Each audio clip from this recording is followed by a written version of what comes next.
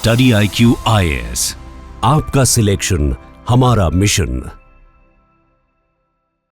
Hello and very good evening everyone, कैसे हैं सब। स्वागत है आपका स्टडी IQ IAS हिंदी पे। वैसे तो खैर केंद्रीय शिक्षा मंत्री धर्मेंद्र प्रधान ने अपने पद से दे दिया है इस्तीफा, लेकिन आज ही केंद्र सरकार ने कुछ खास महत्वपूर्ण प्रस्तावों को मंजूर किया है और उसमें एक खास योजना है। इस योजना के लिए 3030 करोड़ रुपए अप्रूव किए हैं और ये योजना होने वाली है बहुत खास, जिसके बारे में आपको पता होना बहुत जरूरी है। तो देखिए, दरअसल इसको नाम दिया गया भव्य रसायन स्कीम। तो भव्य रसायन scheme cabinet approve ₹3030 crore for 3 chemical parks. तो इसमें क्या क्या शामिल है, हर एक बात जानेंगे और भारत में इससे क्या क्या चीजें बदलने वाली उन सभी विषयों पे भी नजर डालेंगे। केंद्रीय मंत्रिमंडल ने भारत औद्योगिक विकास योजना रसायन, जिसे भव्य रसायन योजना कह रहे हैं, अब इसको मंजूरी दी है। क्या होने वाला है, तो दरअसल इस योजना के अंदर यह फैसला लिया गया है कि देश के अलग अलग हिस्सों में 3 विशेष रसायन पार्क स्थापित किए जाएंगे। पर क्यों और क्या जरूरत पड़ी है हमें इन 3 विशेष रसायन पार्कों को स्थापित करने की। तो दरअसल इस योजना को शुरू करने के पीछे जो खास उद्देश्य है, वो है भारत के रसायन उद्योग के लिए एक विश्व स्तरीय अवसंरचना विकसित करना। तो अभी तक की जो स्थिति है वो हमारी विश्व स्तर पर अच्छी नहीं है, जिसकी वजह से दुनिया के तमाम देश हमारे साथ जुड़ नहीं पाते। अब जब हम लोग इन 3 विशेष रसायन पार्कों को भारत में स्थापित करेंगे, तो ऐसे में हमारे पास में होगी एक विश्व स्तरीय रसायन अवसंरचना। अब इस अवसंरचना के साथ ही हम लोग दुनिया के साथ जुड़ेंगे और दुनिया के अलग अलग हिस्सों से हम लोग रसायन क्षेत्र को सुदृढ़ करने के लिए सारा का सारा सहयोग इकट्ठा करेंगे और अपने क्षेत्र को मजबूत करेंगे। साथ ही साथ दुनिया हमें मदद करेगी निवेश के माध्यम से, और बड़ा निवेश आकर्षित करना भी इसके अंदर निर्धारित किया गया है।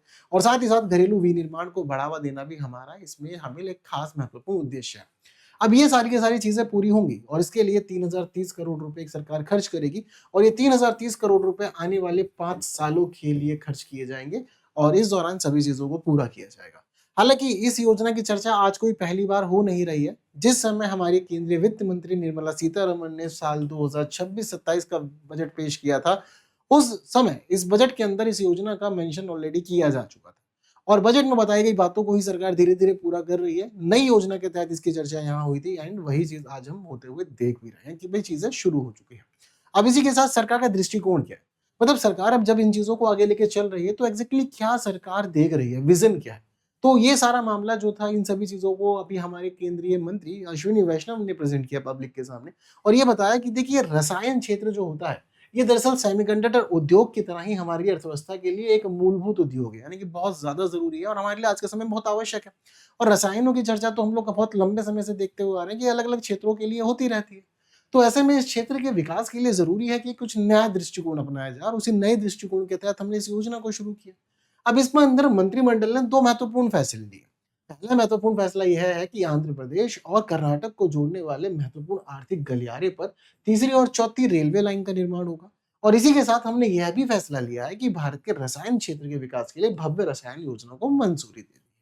तो ये 2 बड़े फैसले हुए हैं मंत्रिमंडल की बैठक में, जिसकी अध्यक्षता प्रधानमंत्री नरेंद्र मोदी कर रहे थे। और इन 2 बड़े फैसलों में जो एक खास फैसला है, जो उसका नाम है भव्य रसायन योजना, उसको हम लोग अपनी क्लास में डिस्कस कर रहे हैं। अब इस दौरान 3030 करोड़ रुपए खर्च किए जाएंगे आने वाले 5 सालों में, यानी कि वित्त वर्ष 2026-27 से 2030-31 तक। लेकिन ये 30,030 करोड़ रुपए खर्च किस तरह से होंगे, तो देखिए, इस 30,030 करोड़ में दरअसल जो 30 करोड़ रुपए की राशि है, ये तो केवल और केवल प्रशासनिक व्यय के लिए, यानी कि केवल और केवल एडमिनिस्ट्रेटिव एक्सपेंडिचर्स होंगे इसमें कंप्लीट। बट एडमिनिस्ट्रेटिव एक्सपेंडिचर्स के अलावा जो बचा हुआ 3,000 करोड़ है, ये इसका मेन है। और इस दौरान इसको खर्च किया जाएगा कॉमन इंफ्रास्ट्रक्चर सुविधा के विकास के लिए और साथ ही साथ मूलभूत उपयोगिता विकसित करने के लिए। इन 2 जगहों पर ये 3,000 करोड़ रुपए खर्च करने का फैसला लिया गया। सो राशि समझ में आ रही है और किस तरह से खर्च की जाएगी यह भी समझ में आ रही है। केवल इतना ही नहीं, अभी जो पैसा खर्च हो रहा है, इस वित्तीय संरचना का वित्तीय सहायता का स्वरूप क्या रहेगा इसके अंदर, ये भी समझना होगा। क्योंकि अमाउंट बहुत ज्यादा बड़ा है, तो इतना बड़ा अमाउंट कैसे कलेक्ट किया जाएगा और कौन कौन सा क्षेत्र योगदान करेगा, इसका पता होना भी जरूरी है। तो दरअसल केंद्र सरकार ने यह फैसला किया है कि देखिए, जो अब यहाँ पर हम लोग केमिकल पार्क बनाएंगे, हर एक केमिकल पार्क के लिए 1,000 करोड़ रुपए का अनुदान दिया जाएगा। ठीक है, सो 30 करोड़ तो समझ में आ गया कि एडमिनिस्ट्रेटिव एक्सपेंडिचर है, बचा 3,000 करोड़। सो जो 3,000 करोड़ है, इसको डिवाइड कर दे रहे हैं क्योंकि 3 पार्क बनाए जाने हैं। सो 3 रसायन पार्कों के लिए कहा गया है कि भाई हर एक को यहाँ पर 1,000 करोड़ दे दिया जाएगा और उसके हिसाब से उसका विकास किया जाएगा। सो ये अधिकतम सहायता है हर एक केमिकल पार्क के लिए 1,000 करोड़। अब इस दौरान ये 1,000 करोड़ किस तरह से खर्च हो, तो जिस राज्य के अंदर ये केमिकल पार्क लगाया जाएगा, उस राज्य की सरकार के द्वारा कम से कम 500 करोड़ का योगदान दिया जाएगा।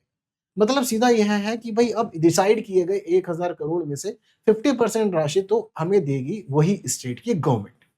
इसी के साथ दूसरी बड़ी बात, केंद्र की वित्तीय सहायता केवल साझा अवसंरचना के निर्माण तक सीमित होगी। यानी कि केंद्र सरकार केवल और केवल ऐसी अवसंरचना में आपको मदद करेगी जो साझा अवसंरचनाएं हैं, इससे ज्यादा नहीं। यानी कि 500 करोड़ मेन तो देना ही देना पड़ेगा उस राज्य को जो अपने यहाँ पर केमिकल पार्क स्थापित कराना चाहता है।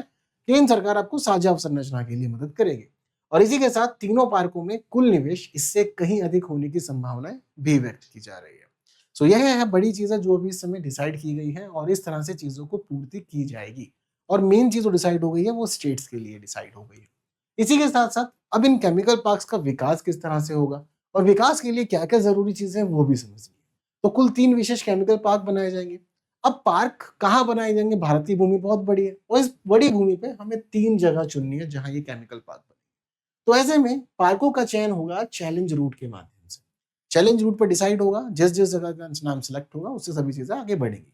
और पार्कों का विकास फिर राज्य सरकारों को करना होगा। यानी कि ये स्कीम तो वैसे सेंट्रल गवर्नमेंट की है, लेकिन सेंट्रल गवर्नमेंट के मामले में एक और चीज समझ में आ रही है कि सरकार ने योजना शुरू की है, लेकिन इस स्कीम के ऊपर जो मेन काम होना है वो तो स्टेट गवर्नमेंट की तरफ से होना है। तो ऐसे में अब जब राज्य सरकारों को विकास करना ही है केमिकल पार्क्स का, तो राज्य सरकारें किस तरह से विकास करेंगी। सबसे पहले जरूरी है कि भाई जब कभी आपको कोई केमिकल पार्क बनाना है या कुछ भी काम करना तो पहले एक जमीन चाहिए। सो एक केमिकल पार्क के लिए कितनी भूमि चाहिए होगी? एक केमिकल पार्क के लिए हमें कम से कम 8 वर्ग किलोमीटर की भूमि चाहिए, यानी कि लगभग 2000 एकड़। इसी के साथ ये भूमि इस तरह से होनी चाहिए कि एक ही जगह पर आप अलग अलग जगह बटी हुई भूमि को जोड़ करके ये नहीं मान सकते कि हमारा ये जो 8 वर्ग किलोमीटर का है एरिया वो पूरा हो चुका है। नहीं, ये 8 वर्ग किलोमीटर हमें एक ही पर्टिकुलर पॉइंट पे चाहिए और बिना अवरोध वाली भूमि है। ऐसा कुछ नहीं होना चाहिए कि बीच में कोई भी अवरोध हो, परेशानी हो, दिक्कतें हो, नहीं, बिना अवरोध की भूमि चाहिए। तो ये जिस जगह पे केमिकल पार्क लगाया जाएगा उस केमिकल पार्क के लिए ये हमारी चीजें आवश्यक है, अनिवार्य है, इसके बिना काम नहीं चलेगा। इसी के साथ साथ ये सारा का सारा काम प्लग एंड प्ले अवसंरचना पे होगा। ये सबसे इंपॉर्टेंट चीज है, प्लग एंड प्ले अवसंरचना। इसका मतलब क्या है? तो देखिए हर एक पार्क के लिए कुछ खास सुविधाएं होंगी और ये पूरी की पूरी सुविधाएं जो हैं इन्हीं सुविधाओं से सुसज्जित रहेगा। और प्लग एंड प्ले का मतलब ये है कि इसकी जरूरी चीजें सब कुछ पर्टिकुलर एक ही पॉइंट पे होगी, इसको भटकना नहीं पड़ेगा। यानी कि ऐसा नहीं होगा कि अलग अलग काम के लिए अलग अलग जगहों को कनेक्ट करना है। सब चीजें आपको एक जगह पर मिलेंगी, एक ही पॉइंट पर मिलेगी, आपको पूरा का पूरा काम वहीं से होगा। तो ऐसे में पर्यावरणीय अवसंरचना यहाँ तैयार की जाएगी जिसके अंदर सामान्य अपशिष्ट उपचार संयंत्र, इसी के साथ साथ उपचार भंडारण एवं निपटान सुविधा इसमें शामिल है। साथ ही उपयोगिता सेवाएं भी यहाँ रहेंगी जिनमें जल आपूर्ति एवं वितरण प्रणाली के साथ ही भाप उत्पादन एवं वितरण नेटवर्क शामिल है। औद्योगिक सुविधाएं भी रहेंगी जिनमें विलायक पुनर्प्राप्ति एवं आसवन सुविधाएं, साथ ही परस्पर जुड़े पाइपलाइन नेटवर्क शामिल है। और वही लॉजिस्टिक सुविधाओं में रसद सुविधाएं एवं भंडारण सुविधाएं रहेगी। सो ये प्लग एंड प्ले संरचनाएं जो इस केमिकल पार्क में मौजूद रहेंगी और इन्हीं सभी से मिलजुल करके तैयार होगा हमारा ये केमिकल पार्क। अब इस दौरान साझा अवसंरचना से हम क्या अपेक्षा कर रहे हैं, यानी कि सब कुछ हम एक ही जगह पे प्रोवाइड कर रहे हैं, तो ऐसा हम क्यों करना चाहते हैं? पहली बड़ी चीज तो ये है कि उत्पादन लागत में कमी आएगी, आपको अलग अलग कामों के लिए भटकना नहीं है, अलग अलग स्थानों का यूज नहीं करना पड़ेगा। साथ ही इसके माध्यम से परिचालन दक्षता भी सुधरेगी और आप कम समय में ज्यादा अच्छा काम कर पाएंगे। और वहीं भारतीय रसायन उद्योग की वैश्विक प्रतिस्पर्धात्मकता भी बढ़ेगी, चीजें बहुत सुधर के आएंगी।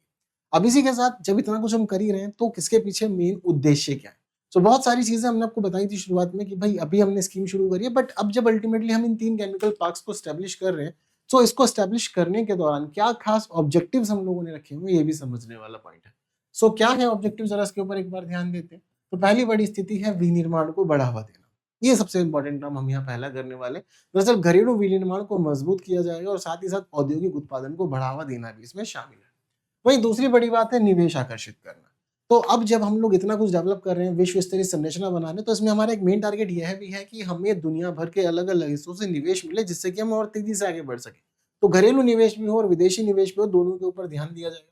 भाई हम जब इतना कुछ काम कर रहे हैं तो केवल अपने देश के लिए तो नहीं कर रहे हैं, दुनिया से जुड़ने के लिए कर रहे हैं, तो हम यहाँ निर्यात पर भी ध्यान देंगे। सो निर्यात बढ़ाना चाहते हैं, वैश्विक मूल्य श्रृंखला से बेहतर जुड़ाव हम प्रस्तुत करना चाहते हैं, इसीलिए ये काम हो रहा है।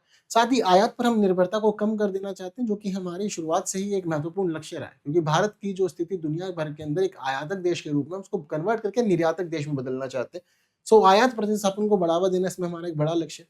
अब जब इस तरह से एक काम शुरू हो रहा है, आप केमिकल पार्क लगा रहे हैं, तो लोगों को रोजगार तो मिलेंगे ही मिलेंगे, स्वाभाविक है। सो नए रोजगार के अवसर भी यहाँ पर तैयार होंगे। संपूर्ण रसायन मूल्य श्रृंखला का विकास भी इसके माध्यम से किया जाएगा, जिसमें अपस्ट्रीम उद्योग, डाउनस्ट्रीम उद्योग और सहायक उद्योग रहेंगे। साथ ही संसाधनों का बेहतर उपयोग भी इसमें किया जाएगा। तो संसाधनों का अधिक कुशल उपयोग करना और लॉजिस्टिक लागत में कमी करना, ये भी इसमें एक खास मुद्दा रखा गया है। साथ ही पर्यावरणीय सतत विकास का भी कहानी इसमें शामिल है, जिससे कि केंद्रीकृत अपशिष्ट उपचार व्यवस्था और खतरनाक अपशिष्ट प्रबंधन को इसमें शामिल किया गया। साथ ही साथ अवसंरचना के साथ ही साथ यहाँ पर पर्यावरणीय मानकों का बेहतर अनुपालन, पर्यावरण के अनुकूलन, औद्योगिक विकास, ये सब चीजें भी इसमें शामिल रखी गई है। तो ये सारे के सारे वो उद्देश्य हैं जो हम इन केमिकल पार्क्स के माध्यम से पूरा कर रहे हैं, और सारे के सारे हमारे उद्देश्य बहुत विशेष हैं, खास है और इम्पोर्टेंट। इसी के साथ रसायन और पेट्रोकेमिकल क्षेत्र का हमारे लिए महत्व क्या है वो भी समझिए। जब हम इंडस्ट्रियल पार्क बना रहे हैं तो इन इंडस्ट्रियल पार्क्स के बनने से हमारे कौन कौन से क्षेत्रों को लाभ होने वाले, तो कृषि, वस्त्र उद्योग, औषधि, न्यूट्रास्यूटिकल्स, निर्माण क्षेत्र, ऑटोमोबाइल उद्योग और साथ ही इलेक्ट्रॉनिक्स उद्योग, इन सारे के सारे वो इंपॉर्टेंट क्षेत्र हैं जो इससे सीधे तौर पर कनेक्टेड है और साथ ही इनको खास लाभ भी मिलेगा। वहीं अपेक्षित परिणाम क्या है? जब हम इतना कुछ कर रहे हैं तो आने वाले समय में क्या क्या होता हुआ देखने वाले हैं हम भारत में। तो रसायन उद्योग में वैश्विक प्रतिस्पर्धात्मकता बढ़ेगी, यानी कि हम दुनिया के साथ जुड़ेंगे और कंपटीशन क्रिएट करेंगे ग्लोबल लेवल पे। घरेलू उत्पादन को मजबूती मिलेगी, जो कि एक खास हमारी अपेक्षा है। इससे हमारा निर्यात भी बढ़ेगा और निर्यात बढ़ने से आयात में कमी होगी। घरेलू और विदेशी दोनों तरफ से हम निवेश अट्रैक्ट कर पाएंगे, रोजगार के अवसर बढ़ेंगे, लॉजिस्टिक लागत हमारी घट जाएगी, संसाधनों का बेहतर उपयोग हम अपने देश में कर पाएंगे, पर्यावरणीय मानकों का बेहतर पालन भी हम कर पाएंगे, और साथ ही भारत वैश्विक मूल्य श्रृंखलाओं में अधिक प्रभावी रूप से जुड़ेगा और 2047 के जो हमारे लक्ष्य हैं वो सारे लक्ष्य भी इनके माध्यम से प्राप्त होंगे। सो ये है हमारे आज के इंपॉर्टेंट आर्टिकल और इंपॉर्टेंट योजना जो सरकार ने नई नई शुरू की है, और देश में बहुत खास परिवर्तन होने वाला है इसके माध्यम से। तो जान के समझ के आपको एक नई योजना के बारे में पता चल गया। बड़ी चीज ये है कि इसको नोट डाउन कर लीजिएगा, क्योंकि एग्जामिनेशन में कभी भी ये पूछा जा सकता है। इसी के साथ यहाँ बात हुई करंट अफेयर की, बट अगर आप चाहते हैं कि रेगुलरली तैयारी की जाए, चीजों को अच्छा किया जाए, सुधारा जाए, मजबूत किया जाए, तो ऐसे में आप जुड़ सकते हैं स्टडी IQ के नए बैचेस में। अभी फिलहाल मंडे से 27 जुलाई से एक नया बैच शुरू हो रहा है, और ये बैच 2027, 28 और 29 तीनों ईयर को टारगेट करता है। अब ऐसे में आप चाहते हैं कि आप किसी भी ईयर के अंदर एग्जाम को अटेम्प्ट करके क्लियर करके सिलेक्शन लेना चाहते हैं, तो ये बैचेस आपके लिए बहुत ज्यादा खास है। बस करना यह है कि भाई आपको जुड़ना है KL लाइव कोड यूज करके। यह एक ऐसा कोड है जो आपको खास डिस्काउंट भी दिलाएगा, साथ ही साथ फी रिफंड का मौका भी आप लोग के लिए अवेलेबल है अगर आप लोग प्रीलिम्स क्लियर करेंगे, और साथ ही आपकी मेंस की तैयारी भी कराई जाएगी, वो भी टोटली फ्री। तो क्लासेस अवेलेबल है स्मार्ट मॉड्यूल पे, 1000 से अधिक घंटे की क्लासेस आप लोगों को इस दौरान मिल रही है स्ट्रक्चर्ड वे में। पहले बेसिक फिर एडवांस आपका कवर होगा। केवल इतना ही नहीं, इसी के साथ साथ एक और बड़ी चीज है, और वो यह है कि इस मामले में आपका पूरा syllabus, answer writing, CSET, current affair सबकी क्लासेस भी शामिल रहेंगी। मेंटरशिप की सुविधा भी अवेलेबल है। सो 1-to-1 मेंटरशिप आपके लिए अवेलेबल है। छोटी बड़ी सभी समस्याओं का समाधान किया जाएगा, चीजें आपकी बहुत अच्छे से रिजॉल्व हो जाएंगी। असेसमेंट्स आपको आगे बढ़ने में मदद करेंगे, 18+ बुक्स भी दी जाएंगी ताकि आपको कोई एक्सटर्नल सोर्स पर डिपेंड ना होना पड़े। रिविजन्स भी आप लोगों के लिए बहुत जरूरी है, तो इसलिए रिविजन्स पे भी ध्यान दिया जाएगा, और टेस्ट के माध्यम से आप खुद को इवेल्युएट भी कर सकते हैं कि कैसे तैयारी आपकी आगे बढ़ रही है। सो ये बड़ी चीज है फिलहाल आपको इन बैचेस में जो मिल रही है, आपके लिए वन स्टॉप सॉल्यूशन है स्टडी IQ के बैचेस। बस जुड़ना है, तैयारी करनी है और आगे बढ़ते जाना है। सो फिलहाल ज्वाइन कीजिए KL लाइव कोड यूज करके, बाकी आप जुड़ सकते हो मेरे साथ भी अलग अलग प्लेटफॉर्म पे, मैं हर जगह अवेलेबल हूँ। क्लासेस की PDF आपको मिल जाएगी टेलीग्राम चैनल पे, सो आप यहाँ पर भी मेरे साथ जुड़ सकते हैं। बस जुड़िए, पढ़ी तैयारी कीजिए, पढ़ते रहिए, आगे बढ़ते रहिए। स्टडी IQ IAS हिंदी में मेरे साथ। आज के लिए इतना ही, फिर होगी मुलाकात नए वीडियो में, तब तक के लिए दीजिए मुझे विदा। Thank you so much, see you soon, Jai Hind. Study IQ IAS, आपका सिलेक्शन हमारा मिशन।